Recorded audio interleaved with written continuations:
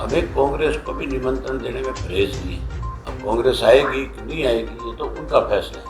जब इंडिया को हम निमंत्रण दे रहे हैं तो उनको क्यों नहीं दें। मुख्यमंत्री के व्यवहार से खास तौर पे आज लोग दुखी हैं। मुख्यमंत्री जहाँ कहीं भी जन स्वास्थ्य कार्यक्रम में जाते हैं वहाँ लोगों को बेइज्जत करते हैं। मुख्यमंत्री को आज तक जितनी भी महिलाओं से दुर्व्यवहार किया उसके लिए माफ़ी मांगनी चाहिए। भाजपा को चिंता करने की जरूरत नहीं। भाजपा अपनी चिंता करे कि तुम्हारा क्या होने जा रहा है। भाजपा की हालत मेरे ख्याल ऐसी होगी कि ये 10 का आंकड़ा भी पार नहीं कर पाए। ना तो कोई बजरंग दल का व्यक्ति था इसमें, ना कोई गोरक्षक थे, आरएसएस के गुंडे थे, पेड लोग थे जिन्होंने जाकर के ये सारे काम किए। जेजेपी का भविष्य तो आपको स्वयं दिखाई नहीं देता। हमारी इस परिवर्तन यात्रा के बाद हरियाणा छोड़ राजस्थान का रुख कर लिया उन्होंने। नमस्कार, आप देख रहे हैं दैनिक साथी। रेवाड़ी पहुंचे इंडियन नेशनल लोकदल के प्रधान महासचिव। एलनाबाद से विधायक चौधरी अभय सिंह चौटाला के बयान से राजनीतिक गलियारों में सरगर्मियां बढ़ गई हैं। जिस तरह से चौधरी अभय सिंह चौटाला की ओर से कहा गया, कांग्रेस से कोई परहेज नहीं है, इन लाइनों में हरियाणा की आगामी राजनीति के समीकरण भी छुपे हुए दिखाई दे रहे हैं। वहीं बीजेपी जेजेपी गठबंधन के भविष्य के सवाल पर चौटाला ने कहा, हरियाणा में जेजेपी का कोई भविष्य नहीं रहा है। इसी के चलते राजस्थान में राजनीतिक जमीन तलाशने की कोशिश चल रही है। बता दें कि इंडियन नेशनल लोकदल की ओर से 25 सितंबर को कैथल में ताऊ देवीलाल जयंती पर सम्मान समारोह का आयोजन किया जाना है। बिहार के मुख्यमंत्री नीतीश कुमार से लेकर इंडिया गठबंधन के 80% नेताओं के पहुंचने का दावा भी किया जा रहा है। इसी कड़ी में अभय सिंह चौटाला मंगलवार को रेवाड़ी के अग्रवाल भवन में जहां पार्टी कार्यकर्ताओं से रूबरू हुए, वहीं पत्रकारों को भी कैथल पहुंचने का निमंत्रण दिया। पत्रकार वार्ता के दौरान अभय सिंह चौटाला ने यहाँ तक कह दिया, इंडिया गठबंधन पूर्व मुख्यमंत्री चौधरी ओम प्रकाश चौटाला की सोच की देन है। इसी के चलते बीजेपी घबराई हुई है। अब हरियाणा में इंडिया गठबंधन का भविष्य क्या होगा, यह तो आने वाला समय ही बताएगा, लेकिन हरियाणा में राजनीतिक पारा जरूर चढ़ा हुआ है। आज मैं आया हूँ कार्यकर्ताओं की बैठक के लिए। हमारी आज 25 सितंबर को चौधरी देवीलाल जी का जन्म दिवस है। उसको सम्मान दिवस के रूप में मनाते हैं। हर साल अलग अलग जिलों में मनाया जाता है। एक साल आपके रेवाड़ी में भी मनाया था, आपको पता होगा। इस बार कैथल में मना रहे हैं और लाखों लोग उसमें शामिल होंगे। आपको भी निमंत्रण देने हैं कि आप भी आना। जहाँ मैं अपने कार्यकर्ताओं की ड्यूटी लगाऊंगा वहाँ आपसे भी निवेदन है कि आप भी 25 तारीख को जरूर उसमें आएँ। उस दिन एक नया मैसेज पूरे देश में जाएगा। इंडिया के जितने भी मेंबर हैं वो सारे के सारे उसके अंदर शिरकत करेंगे, आएंगे।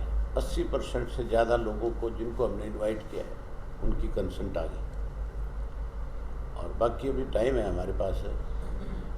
मुझे उम्मीद है कि संख्या बढ़ेगी। 14-15 बड़े नेता उसमें आ रहे हैं और भी आ सकते हैं।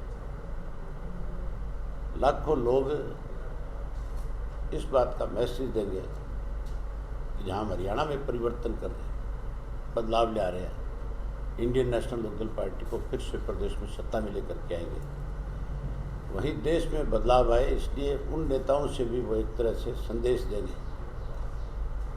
कि आपको भी इकट्ठे होकर के इस संगठन को और मजबूत बना करके देश में बदलाव लाने के लिए इस तरह की रैलियां पूरे देश में की जाए, ताकि आम नागरिक जो है वो फिर इसके साथ जुड़े और बदलाव आए। मुझे हरियाणा के लोगों पे पूर्ण विश्वास है कि मेरी पद यात्रा के दौरान जो मैंने देखा और समझा, आज लोग इस सरकार से बहुत दुखी और परेशान हैं। मुख्यमंत्री के व्यवहार से खास तौर पे आज लोग दुखी हैं। मुख्यमंत्री जहाँ कहीं भी जन स्वास्थ्य कार्यक्रम में जाते हैं वहाँ लोगों को बेइज्जत करते हैं और ख़ास करके महिलाएं जब उनसे कोई बात कहती है तो महिलाओं के साथ मजाक करते हैं, महिलाओं को बेइज्जत करते हैं। ये बड़ी शर्मिंदगी की बात है हमारे प्रदेश के लिए कि मुख्यमंत्री के पद पर बैठा हुआ व्यक्ति इस किस्म की छोटी सोच रखता है। मुख्यमंत्री को आज तक जितनी भी महिलाओं से दुर्व्यवहार किया उसके लिए माफ़ी मांगनी चाहिए। पिछले दिनों हिसार के अंदर आया था और एक लेडी ने उनके सामने ये बात रखी कि बेरोजगारी बहुत ज़्यादा है, कोई इंडस्ट्री लगाओ। तो उसको कहता है चंद्रयान 4 जो भेजेंगे उसमें आपको चंद्रमा पे भेज देंगे। और जब उन्होंने इस बात को लेकर के अपना विरोध जताया तो उनको वहाँ से उस जन स्वास्थ्य कार्यक्रम से पुलिस को कह करके बाहर कर दिया। और जब इस सोशल मीडिया पे सारी बात चली तो उसके बाद फिर मुख्यमंत्री ने अपने एमएलए को भेजा और एमएलए उसके घर गया, घर जा करके उससे फ़ोन पे बात कराई। उसको भी फिर आगे से जो भाषा यूज की गई उससे भी ज़्यादा अभद्र थी। ये कहा मुख्यमंत्री ने कि मैंने तो छोटी बहन समझ करके मजाक किया। हमारे मुख्यमंत्री को इस बात का भी ज्ञान नहीं है कि हमारे प्रदेश के अंदर बहनों के साथ मजाक नहीं किया जा सकता। या तो साड़ी से मजाक करते हैं और या भाभी से मजाक करते हैं। लेकिन मुख्यमंत्री फिर जो है किस तरह से एक बेटी को अपमानित करने का काम किया। इसलिए जिस किस्म का इसका व्यवहार है लोगों ने फैसला कर रखा है कि अब की बार इनको सबक देंगे। आपसे फिर आग्रह करता हूँ कि मेरी मीटिंग है, उस मीटिंग में भी आप आओ एक बार प्लीज़ सारे, और जहाँ मीटिंग को कवर करो वहाँ 25 तारीख को आप सब आए। सर 25 सितंबर एक बड़ा मैसेज देने का दिन होता है, तमाम इस तरह के कार्यक्रम आपके द्वारा आयोजित होते हैं। इंडिया के तमाम नेता वहाँ पर पहुँच रहे हैं, क्या कांग्रेस को भी न्योता दिया गया? क्या कांग्रेस के लोग भी शामिल होंगे? इस बारे में कल विचार विमर्श करेंगे। कल मैं गुड़गांव में हूँ, पार्टी के साथियों को कल बुलाया है। हमें कांग्रेस को भी निमंत्रण देने में परहेज नहीं है। अब कांग्रेस आएगी कि नहीं आएगी ये तो उनका फैसला है। चौधरी देवीलाल किसी एक पार्टी के नेता नहीं थे, वो तो संस्था थे राजनीति के, किसानों के मसीहा कहे गए थे। चौधरी देवीलाल के जन्मदिवस पे किसी को भी आने में परहेज नहीं होना चाहिए मेरे ख्याल में। मुझे ये बात हर जगह पत्रकार साथियों ने पूछी है। हम जरूर इस बात पे विचार विमर्श करेंगे कि कांग्रेस को भी निमंत्रण दिया जाए। जब इंडिया को हम निमंत्रण दे रहे हैं तो उनको क्यों नहीं देंगे? अब वो कांग्रेस फैसला करेगी कौन आएगा। हम तो अच्छा, चौधरी वीरेंद्र सिंह को मैंने निमंत्रण दिया है और उन्होंने मेरे आगे इस बात के लिए हाँ भरी है कि मैं जरूर आऊँगा। सर सनातन धर्म को कोई कोड बता रहा है तो कोई मलेरिया की बीमारी बता रहा है, कोई डेंगू बता रहा है, इस पर क्या प्रतिक्रिया है? भाजपा कोड है जिसने पूरे देश को ख़त्म कर दिया। हरियाणा प्रदेश का हर आदमी आज त्राई त्राई कर रहा है, आप भी उसमें शामिल हैं। आप भी मेरे ख्याल बीजेपी से परेशान हैं। सर 25 सितंबर को क्या मैसेज दिया जाएगा? इंडिया के तमाम कौन कौन नेता शामिल होने वाले, हम नाम भी जानना चाहते हैं, लोग भी पता लग सकें। और क्या मैसेज जाएगा? क्या इंडिया का हिस्सा आप भी रहेंगे? क्योंकि नीतीश जी आएंगे, लालू प्रसाद यादव आएंगे, डॉक्टर फारूक अब्दुल्ला आएंगे, सतपाल मलिक साहब आएंगे, उद्धव ठाकरे जी आएंगे और सीताराम येचुरी आएंगे, सुखबीर बादल आएंगे, जयंत चौधरी आएंगे, हनुमान बेनीवाल आएंगे और भी कुछ नेता हैं जिन्होंने अपनी कंसेंट दी है। तो क्या इनेलो इंडिया के साथ चल के चुनाव में आगे इंडिया की स्थापना कहाँ से हुई? फतेहाबाद से हुई थी। फतेहाबाद में चौधरी ओम प्रकाश चौटाला जी ने नीतीश जी से कहा था कि एक ऐसा संगठन बनाओ जो भाजपा को सत्ता से बाहर कर सके। हम पहले दिन से इस पक्ष में थे कि इस किस्म का एक गठबंधन बने, इस किस्म का एक मोर्चा बने जब हम ये बात कहते थे तो बहुत सारे हमारे विरोधी इस पर कटाक्ष करते थे कि क्या होगा। अब उन विरोधियों के होश उड़े हुए हैं, उनकी नींद खराब हो चुकी है। अब उनको दिखाई देने लग गया कि चौधरी देवीलाल का, चौधरी ओम प्रकाश चौटाला का सपना पूरा हो गया। तो सीट शेयरिंग को लेकर भी सर जिस तरह से स्टेट लेवल पे विवाद है वो किस तरह से सुलझ पाएगी, मतलब तमाम पार्टियां, क्योंकि इस चीज़ का बीजेपी आरोप यही लगाती है कि स्टेट लेवल पे सबके अपने इंटरेस्ट हैं, आपके अपने इंटरेस्ट है, कांग्रेस के अलग है, तो आमने सामने लड़ते हैं चुनाव, तो जब इंडिया होगा तो किस तरह से इसका समाधान निकाल पाएंगे? भाजपा को तुम्हें क्यों चिंता है हमारी? ये फैसला हम करेंगे, तुम थोड़ा ही करोगे। भाजपा को चिंता करने की जरूरत नहीं। भाजपा अपनी चिंता करे कि तुम्हारा क्या होने जा रहा है। इस प्रदेश से भाजपा सत्ता से बाहर हो जाएगी, कोई नहीं रोकता। भाजपा की हालत मेरे ख्याल ऐसी होगी कि ये 10 का आंकड़ा भी पार नहीं कर पाए। सर मुनीन सभी एक बड़ा घटनाक्रम है सामने, कहीं ना कहीं बहुत इस तरह का इशू है कि मुख्यमंत्री ने खुद चल करके ये बात कही थी नूह के मामले में कि ये बड़ा षड्यंत्र है। हमने विधानसभा में मुख्यमंत्री को कहा कि उस षड्यंत्र का पर्दाफाश करो, कि उस षड्यंत्र के पीछे कौन है। 3 लोगों की 3 स्टेटमेंट है, इसीलिए उस इशू के ऊपर कोई चर्चा नहीं हो पाई। मुख्यमंत्री की स्टेटमेंट तो ये है कि इसके पीछे बड़ा षड्यंत्र है। अगर षड्यंत्र है, षड्यंत्र था, तो फिर मुख्यमंत्री कहाँ सोए हुए थे, उसकी एजेंसियां कहाँ थी?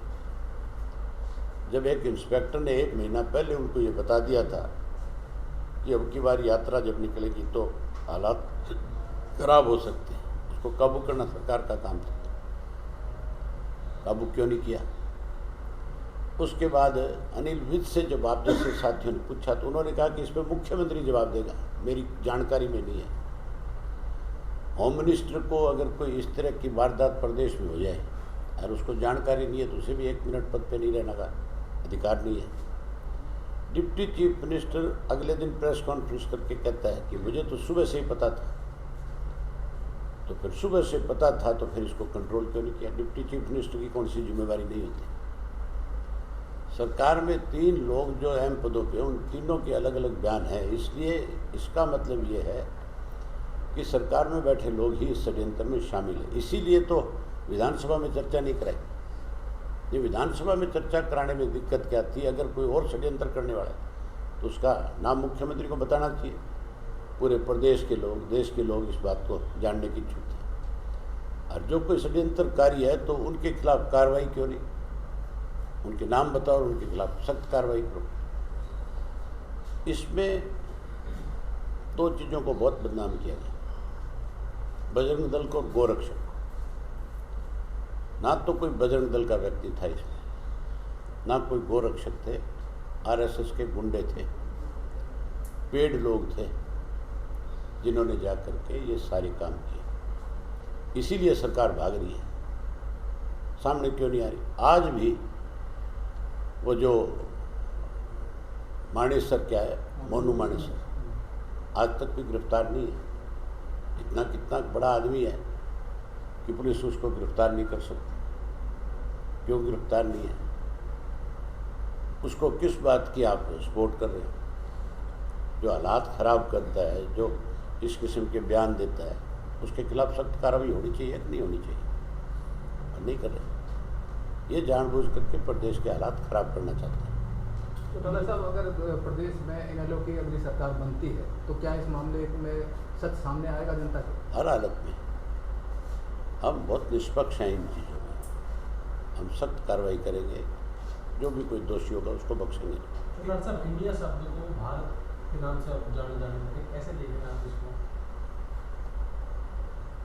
संविधान कैसे बदला जा सकता है? इस प्रधानमंत्री ने एक समय में ये बात कही थी, मैं मेक इन इंडिया बनाऊंगा। कहा था कि नहीं कहा था? तो फिर ये कैसे नाम बदल सकते हैं? ये केवल लोगों में भ्रम पैदा करते हैं भाजपा के लोग, ताकि एक चर्चा का नया विषय बन जाए। एक नया विषय बनाना चाहते हैं इंडिया और भारत के बीच में। इंडिया को पूरी दुनिया में इंडिया के नाम से जाना जाता है, भारत के नाम से नहीं। हम भारत के नाम से भी जानते हैं, हम हिंदुस्तान के नाम से भी जानते हैं, लेकिन इस किस्म की बातें कह करके आप देश में भ्रम पैदा नहीं कर सकते, नहीं भ्रम पैदा होगा। आप इंडियन कहलाना, भारतवासी कहलाना, हिंदुस्तानी कहलाना, तीनों में से कौन सा पसंद करोगे? हर नागरिक कहता है मैं इंडियन हूँ, हर नागरिक कहता है मैं भारतवासी हूँ, हर नागरिक कहता है मैं हिंदुस्तानी हूँ। हमें गर्व होना चाहिए इन चीज़ों पे, ना कि ऐसी चीज़ों पे विवाद खड़ा करना चाहिए। बीजेपी जेजेपी का भविष्य क्या देखते हैं? क्या गठबंधन ये टीका रहेगा? क्या देखता है आपका एक लंबा अनुभव है, तमाम लोगों के बीच में रहने लंबे समय से आप एक मैसेज भी मिला हुआ। जेजेपी का भविष्य तो आपको स्वयं दिखाई नहीं देता। हमारी इस परिवर्तन यात्रा के बाद हरियाणा छोड़ राजस्थान का रुख कर लिया उन्होंने। जो कोई वोटर था जो हमारी पार्टी से टूट करके किसी गलतफहमी की वजह से उनके साथ गया, वो आज वापस आ गया हमारे साथ। अब तो कुछ स्वार्थी चंद लोग हैं, अब उनको अगर यहाँ अपना कोई भविष्य नजर आता तो चुनावी ये तो यहाँ है, और तो यहाँ भागदौड़ ज़्यादा करते हैं। मुख्यमंत्री के मैंने चेहरे को- बताया कि बीजेपी को 10 सीट भी नहीं आ सकती और ये 00 में रहेंगे। मुख्यमंत्री के चेहरे को लेकर सब बात चर्चाएं चल रही हैं, कांग्रेस में भी अलग चर्चाएं, बीजेपी में भी अलग चर्चाएं हैं। इनेलो की तरफ से अगर आपको मुख्यमंत्री का पद मुझे बना तो दे एक बार, फिर बताऊंगा। सर बहुत धन्यवाद। लास्ट